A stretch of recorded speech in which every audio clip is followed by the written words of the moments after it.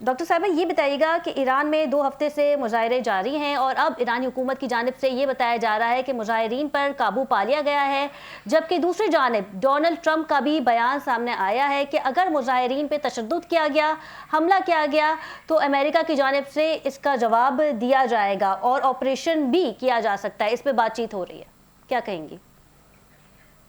मुज़ाहिरे जो हैं वो 2 तरह के हैं। एक वहाँ पे लेजिटिमेट प्रॉब्लम है जिसके ऊपर प्रोटेस्ट हुआ और जिसकी तादाद बहुत कम थी, और उसके बाद दूसरे जो हैं रॉयटर्स हैं जो कि बाहर से फंडेड हैं और उन्होंने बहुत ज़्यादा वहाँ पे इंतशार फैलाया है। 114 से ज़्यादा जो हैं वो लॉ एनफोर्समेंट के लोग शहीद कर दिए हैं जी। और 500 के करीब जो बाकी लोग जो हैं सिविलियन जो हैं उनको जो है वो मार दिया है। जी। तो कैजुअल्टीज़ तो बहुत ज़्यादा हैं, लेकिन वो जो इंतशार पसंद लोग हैं जो कि फंडेड हैं वेस्टर्न, जिनको अमेरिका और इज़राइल दोनों मान भी रहे हैं कि हमने वहाँ पे प्लांट किए हुए हैं, उनकी पकड़-धकड़ जारी है, जिसमें काफ़ी सारे इंडियन नेशनल और अफ़गान जो हैं वो फुट सोल्जर्स वहाँ पे निकले हैं।